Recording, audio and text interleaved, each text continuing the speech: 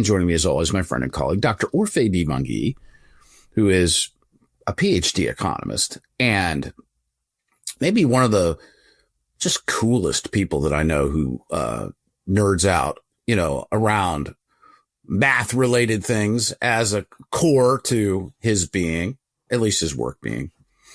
Dr. O, Chris, you're too generous, by the way, because I learned so much from our conversations. It's unbelievable. Hey, compliments are free. The best compliment. You didn't get a PhD in economics. Me neither. It's hard to believe that I didn't get a PhD in economics at some point along the way. You and I were talking, as we're kind of looking at show subjects for this week, and it kind of dawned on me that I don't know that you and I have ever really talked about Social Security, and maybe in passing. I mean, we've talked about it as I know that we've discussed it before as one of those pieces of the U.S. economy that needs to be reckoned with. I mean, it's like some people look at Social Security as an entitlement, but I don't know that Social Security, in my opinion, really is an entitlement because I've been paying into it now for however many working years I have on the books, and I think I started working maybe when I was 16 years old. So let me stop you right there, Chris.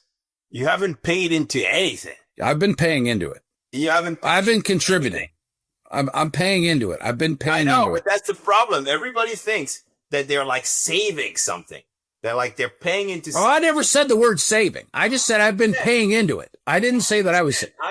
I understand what you said. Yeah. And you're twisting my words already, and we haven't even got it out of the gate yet. I understand what you mean, but most people do not realize that they're not saving anything.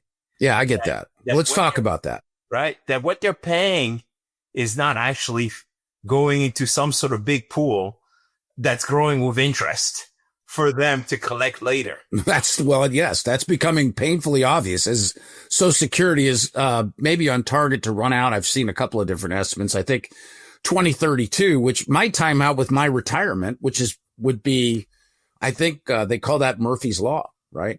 But let's get on. Let me just offer some context of why I'm suggesting we talk about Social Security today. So Social Security administration came out over the past week with its cost of living adjustment for the coming year, so for 2026, there's going to be a 2.8% increase. We talk about inflation level and cost of living and big agencies like Social Security have to make a projection. And of course, they're working without data right now. But they probably have pretty good access to data. So the cost of living adjustment is going to be 2.8%. The maximum, if you're thinking about trying to get by on Social Security alone, the maximum Social Security benefits for workers who claim full retirement age will increase to about, it says $4,152 per month in 2026. That's up from $4,018 in 2025. So you'll have a whopping $134 more dollars a month at your disposal if you are part of the max. But tell me what we don't know, or let's focus on what we don't know, and maybe how we're not thinking properly about Social Security, which is, I think, right up your alley. Yeah, well, I mean, that's it. It's that you're paying, your current workers are paying for current retirees, for today's retirees, survivors, disabled, right? So it's not a savings plan or like anything similar to your individual. All right. So then what is it? So then what is Social Security? Why don't you go on record as the first person to ever accurately define what Social Security is? Well, it's a pay-as-you-go system. Okay. Where basically the young, right, and able workers are paying for current retirees. Now, there's a flaw in that system, is that basically you need workers to pay for retirees. And so what happens if the pool of retirees or beneficiaries grows much faster than the number of workers, right? Well, the burden to those workers has to increase. In other words, right, if I have to raise the taxes on those workers in order to keep up with the growth in the number of retirees in the economy, right? When our population growth is slowing, fertility rate collapsed, population is aging, people live longer, and so are expected to collect social security benefits for longer, right?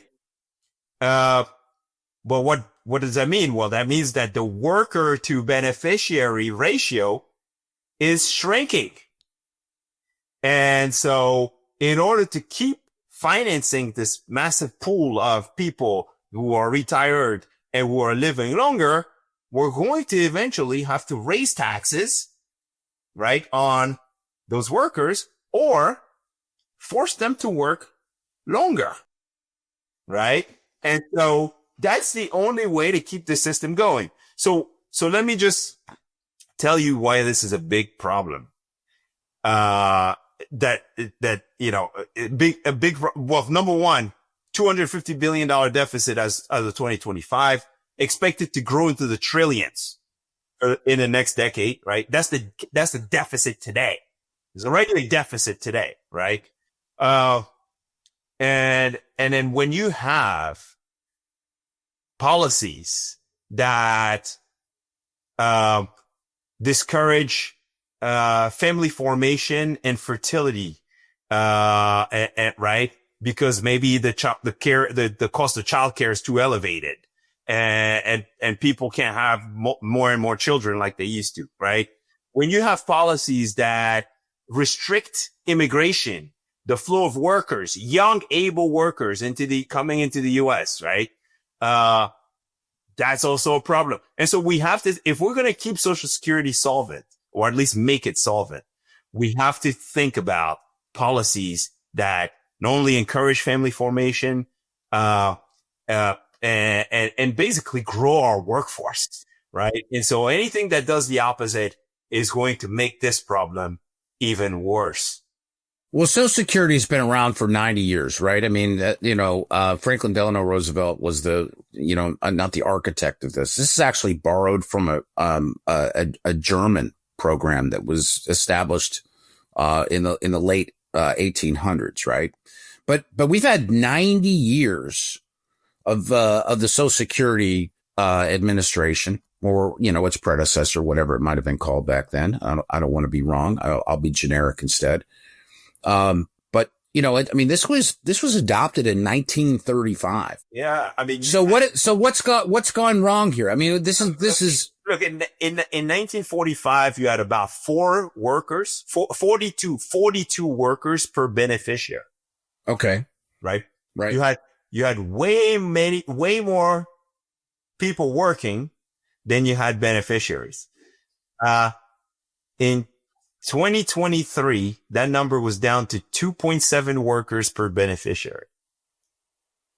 Okay. And it's projected to keep falling. Right. And so that's the problem. Therein lies the problem. We don't have enough people working, paying for the people who aren't working. Exactly. It is the biggest problem here is a demographic problem. It's the fact that, that we're not having as many kids anymore. Mm-hmm. And we restrict immigration. All right. And people are living longer. Yep. Right. So let me ask you this. So let me ask you this question, because that, you're depressing me, right? I mean, I'm just telling you, you're depressing. Look, I just want you to know that all that money that you've been paying into, yes, that system you've been paying into, yes. Well, guess what? That system made it there for you. Yeah, but here's the thing. I'm not sure that any of us who are paying into it had a choice but to pay into it. And I'm pretty sure I still don't have a choice to, pay into it or not pay into it right now. I'm almost positive that I don't. Look, the CBO estimates in 1945, 7% of the Social Security, the population was 65 and older. Today's 20.5%. Okay. Right? Sorry, by 2035, right there, estimate for the projection, 21%. Can you imagine? I mean, most of us are going to be old, right? And, And because our generation didn't have as many kids as the previous generation, Yeah. right? There aren't that many young people coming up behind us to take care of us. Right. When we're old and gray. Yeah, that's, well, right. And some of us are already there. Already gray, but we might have to work forever. You're distinguished. That frankly wouldn't bother me, if I'm able to do that. But, so I'm going to give you 1 minute. I'm going to time you out at 1 minute on this. Tell me how to fix this. Ready, set, go. It's hard, man. Social Security reform there's plenty of reforms. And every time a politician comes up with a reform that even remotely makes sense, people revolt. They take to the streets. We saw that in France recently with Macron, right? People revolted, right? Nobody wants to hear that I have to work longer, right? And continue to pay, right? No one wants to hear that. And so very often it's just like the simple solution is increase the retirement age, right? The other solution is, let's just tax people more, right? But ultimately, I think we just need to make a shift. We need to make a hard stop somewhere. It's going to be painful. Go into a system that makes more sense. Yeah. Well, you didn't take the entire minute, but kudos on the efficiency. I don't like your answer because I think it's going to affect me personally. Well, I mean, my answer is no one likes that answer. And that's right. Why every time a politician brings up Social Security reform, he's either voted out or there's riots on the streets. Yeah. Well, and on that happy note, we'll call it good right there for Orphe Divounguy. This has been Chris Krug. Subscribe to Everyday Economics wherever you get your podcasts.